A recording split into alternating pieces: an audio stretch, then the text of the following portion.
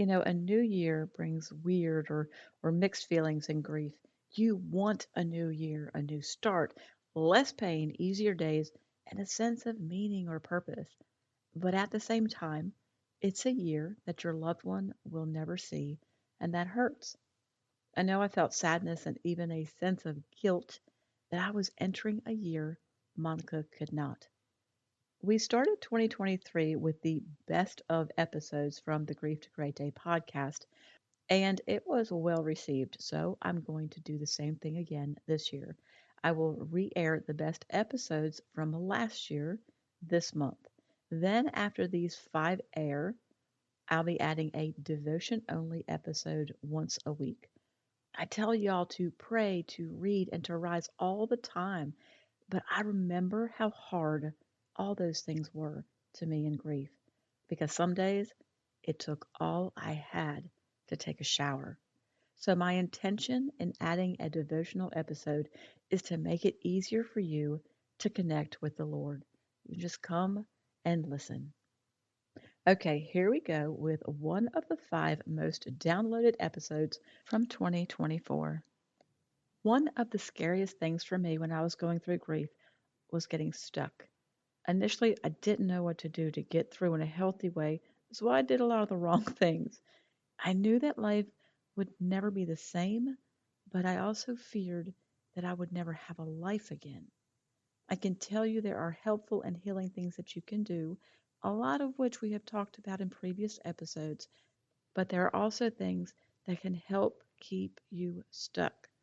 Today, I'm going to share three things you may be doing that will keep you from healing. Listen to see if you're doing any of them, and if you are, how to change that. Hey, friend. Welcome to the Grief to Great Day podcast. Do you feel like you're going crazy? Is the shower the only place for you to really cry? Are you surrounded by people, but you still feel all alone? Do you want to be the you were before your loved one died, but you have no idea how to get there? I'm Steph Cabanis, Southern by choice, wife, turtle triathlete, Jesus follower, and fellow traveler in the journey of grief. I too struggled to breathe, questioned God and my faith, and thought I would never be happy again. But God took my brokenness and He turned it into a breakthrough. So if you're ready to understand how to navigate grief, lean into your faith, and take just one step towards healing, then bring your ugly cry, get into a comfortable place, even if that's your bed right now, and let the healing begin. Girl, there's hope for your future. Come on in the house and join me on the couch. We have warmed up and now are heating up, so we're going to stay in the house.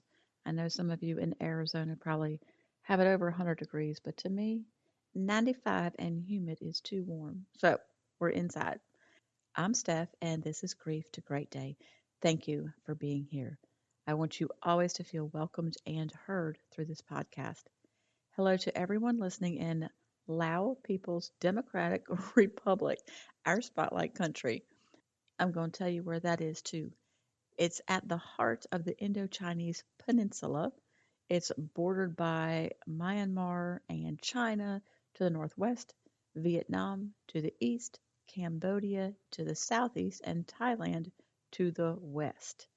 And in the U.S., California is the state with the most downloads this week. Grief to Great Day is downloaded in over 80 countries right now. This tells me that there is a need to talk about grief and that it is felt throughout the world.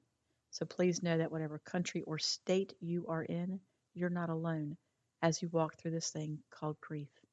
I know there are new listeners each week, so if that's you, welcome to the podcast you never wanted to need.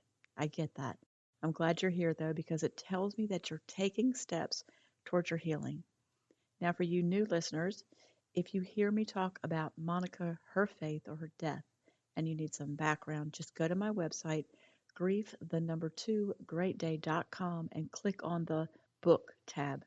I wrote about her faith journey over the last 6 months of her life because it was unreal, and her death changed me.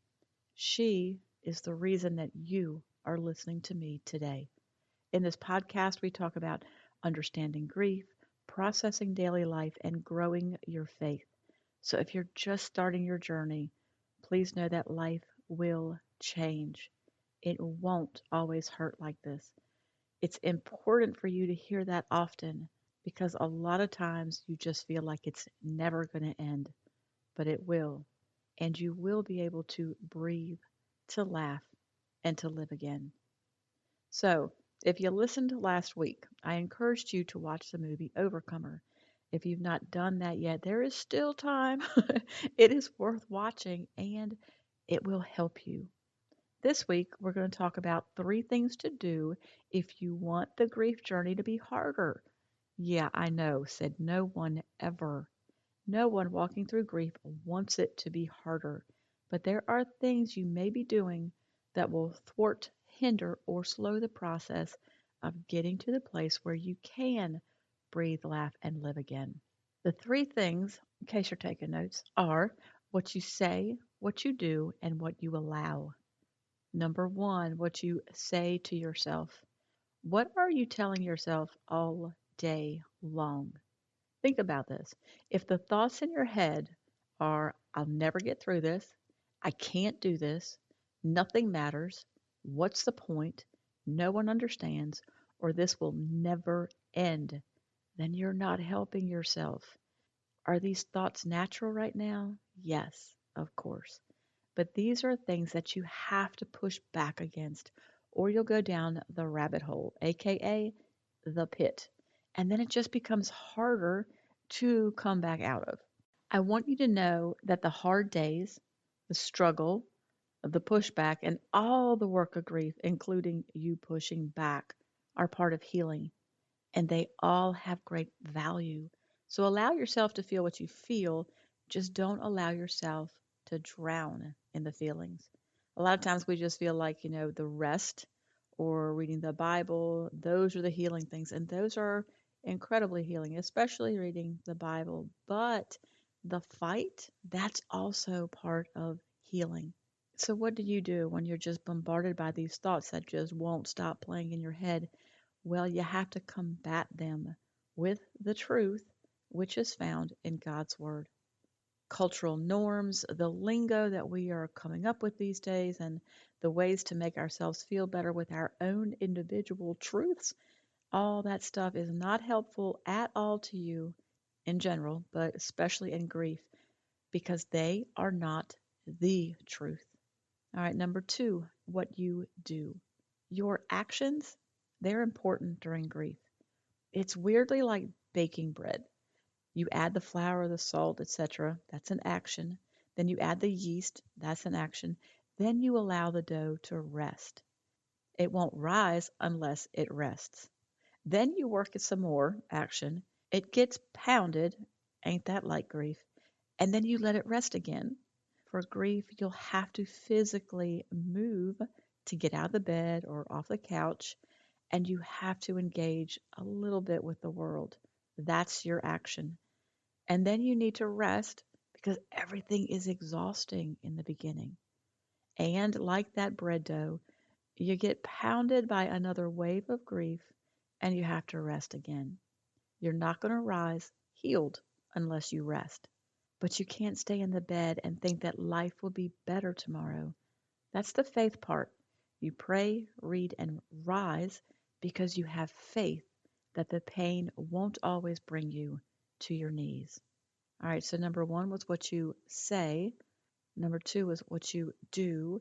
And now number 3, what you allow. What you allow into your heart. I'm going to remind you here that what you feed grows. And I enunciated that as good as I could because I want you to get that. What you feed grows. If you feed all the negative thoughts, and what I mean is if you play them over in your head all day, you are growing a mountain of I can't or this will never end. Then, if you couple that with inaction and you isolate yourself from friends, family, and life as you knew it before your loved one died, the mountain gets bigger. And, my sweet friend, it can begin to be your reality. This is how people get stuck, and being stuck is not what God intended for you.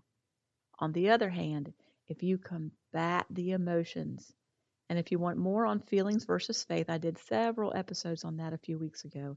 But if you combat the emotions with the truth in the Bible, you begin to quiet the nevers and the can'ts. And then small things, they become more doable. If you'll couple that with a little action, and that can be the smallest of things like getting out and gardening or going to the grocery store and buying just a few things so you don't get stuck with a whole cart when you have to run out, then you'll find yourself thinking you can even get back to church. And then you'll find yourself going to church, even if you're going to sit in the back near the exit. Another aspect of what you allow into your heart is who and what you're surrounding yourself with right now. Choose wisely on who you allow to speak into your life, be that family, friends, television, music, etc. Whatever you see or listen to is important. Again, it's important in general, but especially important when you're going through grief. Maybe opt for Christian or gospel music over country right now. And y'all, I used to love some country music. Or you can let the Cosmo magazine go and focus on the Bible. Don't watch dark movies or shows right now. Opt for faith filled movies like the one I mentioned at the beginning of this episode, or even some inspirational health documentaries. Remember, what you feed grows. Your grief, the pain, overwhelm, and confusion, it will change. This will not be your life. But remember, you don't cross the finish line when it comes to loss. Last week, Jeff and I had a photographer come to the house to take photos for a magazine article I wrote, and she asked for some pics or items of Monica's to photograph. The process I went through back in the day of finding Mo's material items good homes. Yes, I found her stuff good homes. And then I moved twice, so again, I was trying to let go of more things, but I was struck by the question to find something of hers because I have always tried to let go of her things.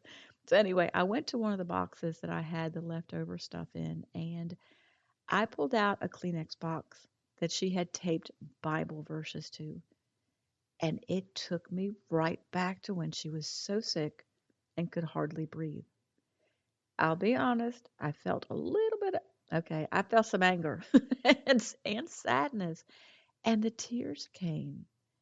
I took a deep breath and I had to thank God that she was happy in heaven and that He turned my life around forever. And then I realized that even 14 years later, I can still feel the loss. But I can also move forward in the moment with gratitude. I'm telling you this because you can't wait until you feel better or stronger to fight against the negative thoughts or to take action or to value yourself enough not to allow the worldly junk into your heart. Every day is important. Every day is a fork in the road of your life.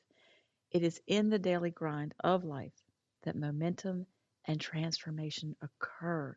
You just can't see the results yet. So, to recap, the three things you don't want to do if you don't want to get stuck, be careful what you say to yourself. Number two, what you do. Inaction is necessary at times because grief is exhausting. But if your life right now is only inaction, then you're not helping yourself. Number three, what you allow into your heart. Again, don't feed the negative stuff, don't feed the inaction, and anything you see or hear, make sure it is truth, which means it is based on God's Word. Your journey works for this week, or the work of your journey, is just getting back to the basics. I want you to fight against getting stuck this week. So pray, read, and I mean read the Bible, even if it's just a verse a day and rise. Pray, read, and rise. By listening to this episode, it tells me you're doing the work of grief, and I know that is not easy. If you're ready to take another step towards your healing, there are more resources on my website. The website is grief, the number two, greatday.com. And if you don't have a church home, visit my church, opendoorchurch.com. Links to everything you need are in the show notes. In the meantime, remember who holds your future and know that you are not alone. And keep on coming back to the house, keep sitting on the couch, and keep taking steps, however small or slow, towards your healing. Thank you for being here today, for showing up. If this podcast has given you hope, encouragement, or helped you in any way, share it with a friend, either in a text or on your social platforms. Also, please subscribe, rate, and leave a written review on iTunes. It's a huge blessing for me to know that you're out there. Lastly, and this is important, you are not alone. Connect with me on the Grief to Great Day website, the link is below, and sign up for our free newsletters. I want to be able to pray for you by name.